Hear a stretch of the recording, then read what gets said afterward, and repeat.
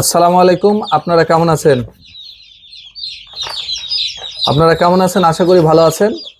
আজকে দেখাবো পারিবারিক খামার কাকে বলা হয়। পারিবারিক খামার বলতে বোঝায় যে আপনার বাড়িতে এই বাড়ির আঙ্গিনায় বা বাড়ির ছাদে বা কুঠুরিতে আপনি 50 থেকে 100টা মুরগি লালন পালন করলে এতে করে কি হবে, পরিবারের চাহিদা মেটানোর পরেও আপনি বিক্রি করতে পারবেন। তাতে কি হবে, খরচের টাকাটা উঠে যাবে এবং আপনি পাচ্ছেন এতে করে নিরাপদ খাবার, যেটা মাংসর যে চাহিদা পূরণ, আমিষের চাহিদা। বাজারে যে আমরা মুরগিগুলো ক্রয় করি সেখানে প্রচুর পরিমাণে স্টেরয়েড জাতীয় কেমিক্যাল ব্যবহার করার কারণে সেই মুরগিগুলো অতি দ্রুত বড় হয়, যার কারণে এটা অনেক স্বাস্থ্যের জন্য ক্ষতিকর। এই যে লক্ষ্য করে দেখেন, আমরা বাড়িতে নিয়ে এসেছি, এটা হলো মুরগি বাড়ির পাশে লালন পালন করে দেন। আমি এই মাত্র নিয়ে আসলাম মুরগির বাচ্চা। এটা আমার লালন পালন করে আমার মা। এই গ্রামের বাড়িতে এখান থেকে যা হয় পরিবারের চাহিদা মিটায় এবং আমার শহরের বাসাতেও পাঠিয়ে দেয় মা এখান থেকে। এই যে আমার মামুনি আছে, বাবা, এই যে ও দুষ্টু করে না বাবা, এই যে আমার মা এটা লালন পালন করে। এইটা তুমি বলো যে এখানে কয়টা আছে বাচ্চা? 50টা। কয় দিনে এটা খাওয়ার উপযুক্ত হবে? 37 দিনে। 37 দিনে বাচ্চা উপযুক্ত হয়ে যায় খাওয়ার। এটা হলো একেবারে ন্যাচারাল বাড়ির যে সাধারণ যে খাবার, এই খাবার খাওয়া, তাই না? কোনো ভিটামিন তো দেওয়া হয় না এখানে মোটা তাজাকরণের জন্য।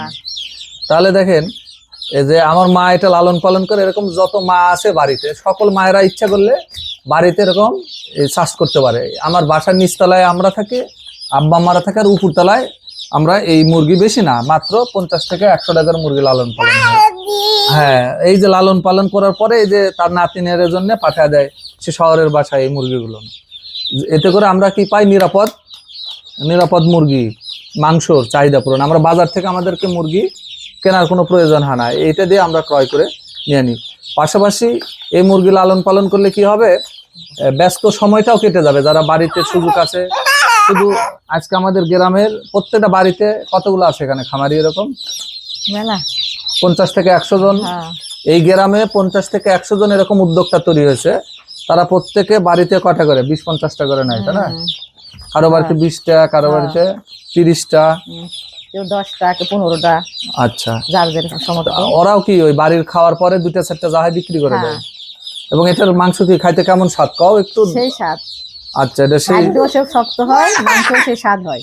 ও, এটা হলো এই মানে বাজারের যে দেশি মুরগির মতো হয়। ও, দেশি মুরগির মতনই স্বাদ হয়। এই যে লক্ষ্য করে দেখেন, আমরা বাড়িতে এই মুরগি খাই, আমরা ব্রয়লার মুরগি ক্রয় করি না, বাড়ির মুরগি উৎপাদন করে আমরা নিরাপদ এই মুরগিগুলো খাই। খামারে ভ্যাকসিন দেয়, আমরা তো ভ্যাকসিন দিই না। ও, আরেক কথা, ভ্যাকসিন দিই না, ইনজেকশন দিই না। এখানে বাড়িতে করলে কোনো ভ্যাকসিন এবং ইনজেকশন লাগে না। দেখেন, আমার আম্মা বললো যে এখানে ভ্যাকসিনেরও দরকার নাই, ইনজেকশনের দরকার নেই, ভিটামিনও লাগে না, এমনিতেই তো গ্রোথ ভালো হয় বাড়িতে। এই অল্প পরিসরে বাণিজ্যিকভাবে যদি না করে বাড়িতেও যদি আমরা এভাবে পারিবারিক কৃষি যেটাকে বলা হয়, এটা যদি আমরা করি, তাহলে এটা যেমন আমরা পাচ্ছি, এতে করে উৎপাদন খরচের যে লাভের অংশটা আমাদেরকে বাজারে দেওয়া লাগলো না। তারপর নিরাপদ খাদ্য পেলাম, তারপর খাবারের একটা নিশ্চয়তা আসলো।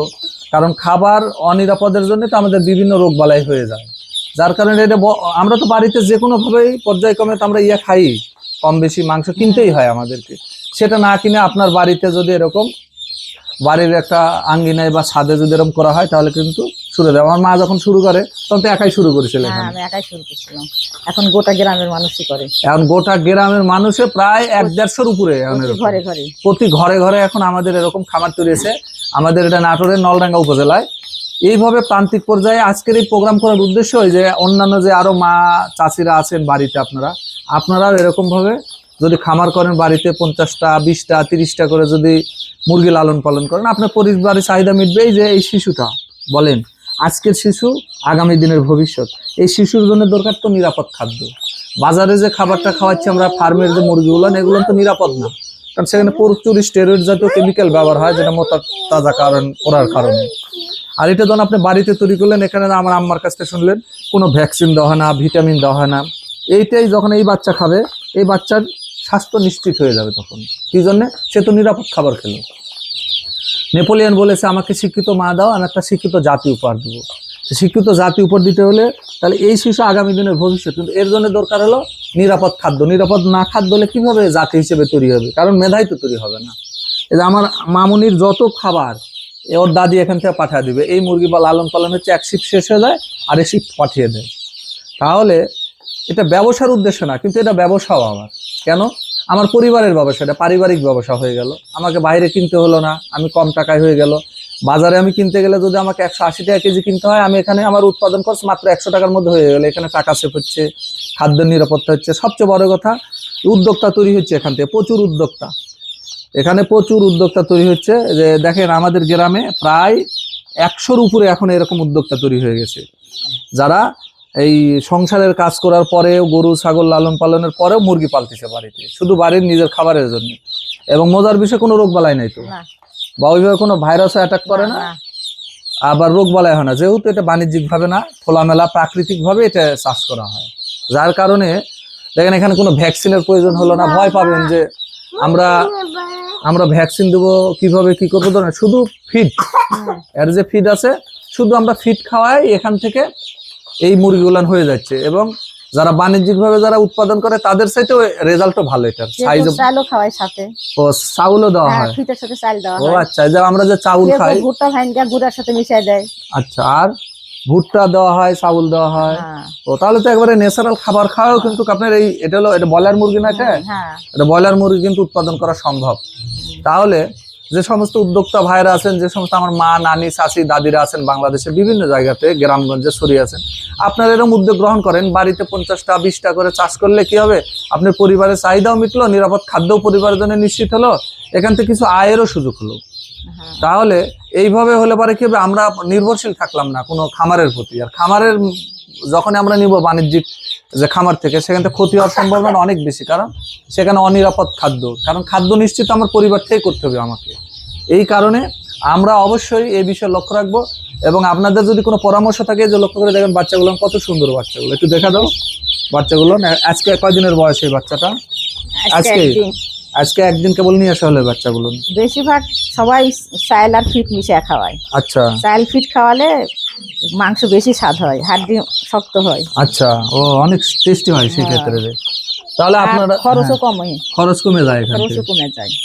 বাচ্চা তো অনেক সুন্দর। আবার কেউ কেউ ভুট্টা ভাঙ্গায়া ভুট্টার সাথে মিশিয়ে খাওয়ায় দেয় ফিটের সাথে, কেউ কেউ আবার গুড়ের সাথে ভুট্টা মিশিয়ে ফিট মিশিয়ে খাওয়ায়। আচ্ছা, উপরে কি আর মুরগি আছে না শেষ? অল্প আছে। ও, কয়টা আছে আর মুরগি উপরে? 6টা মুরগি আছে, আর ওই টাইগার মুরগি আছে কয়েকটা। আচ্ছা, আপনারা বাচ্চা আছে 8-10টা। ও, তাহলে আমরা একটু উপরে ছাদে যাব, যে দেখবো যে আমাদের আরো কয়েকটা মুরগি আগেকার, ওলের বয়স কত দিন? ওগুলোর বয়স ওই 45 দিন, 40-45 দিন বয়স।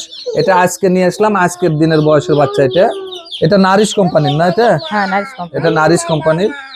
তাহলে 45 দিনে 4 কেজি, 4.5 কেজি, 5 কেজি হয়ে যায়। কয় দিনে? 45 দিনে 4.5 কেজি 5 কেজি হয়ে যায়। আচ্ছা, তাহলে আমরা একটু উপরে যে এখন যে আমরা দেখাবো, যে আপনাদেরকে যেগুলো বিগত 40 দিন 35 দিন বয়স হয়ে গেছে সে বাচ্চা, সে পর্যন্ত আমাদের সাথে থাকুন। আমরা এখন উপরে যাবো আপনাদেরকে নিয়ে। এই যে আমি এখন আমার উপরতলায় চলে এসেছি। এই কয়েকটা মুরগি হলো টাইগার মুরগি। দেখেন 1 2 3 4 5 6 7 8 9 10। একটু ক্লোজ করে ক্যামেরাটা একটু দেখা। এই যে এগুলো টাইগার মুরগি। হ্যাঁ, এগুলো না 45 দিন বয়স এই মুরগিটা। আচ্ছা, এরপর আপনাদেরকে দেখাবো আমি। দেখেন যে এই যে আমার এখানে আছে আপনার হলো, এটা হলো ব্রয়লার মুরগি। এই যে মাংসের যে ব্রয়লার মুরগি, এটা ব্রয়লার মুরগি। এখানে 1 2 3 4 5টা আছে মাত্র। হ্যাঁ, এটা আমাদের পরিবারের খাবারের জন্য এগুলো, এটা পারিবারিক কৃষি বলা হয় এটাকে। আরেকটা জিনিস লক্ষ্য করে দেখেন, যে এই যে এখানে আছে এই কয়েকদিন বয়স, এগুলো হলো 8-10 দিন বয়সের বাচ্চা। এখানে 1 2 3 4 5 6 7 8 9 10টা। তাহলে এই হলো আমাদের কয়েকটা শিফটে সামান্য একটা ঘরের মধ্যে আমরা এটা করে সম্পন্ন করেছি। তো আপনারা যারা উদ্যোক্তা ভাই আছেন, নতুন উদ্যোগ নিতে চান, আপনাদের জন্য আমার যে মেসেজ থাকবে, আপনারা অবশ্যই আপনাদের পরিবারের কথা চিন্তা করে, আপনারা পারিবারিকভাবে আপনার সন্তানের কথা চিন্তা করে, আমার মা, চাচি, খালারা ছোট ছোট পরিসরে যদি এরকম উদ্যোগ গ্রহণ করেন আমার মায়ের মতন, তাহলে আপনার শিশু নিরাপদ খাদ্য পাবে, আপনিও নিরাপদ খাদ্য পাবেন, খাদ্য নিশ্চিত হবে। কারণ এখন রোগ বালাইয়ের যত সংক্রমণ ঘটতেছে আমাদের শুধু খাদ্যের কারণে। এই জন্য বলি যে মেডিসিন নয়, খাদ্যই ওষুধ।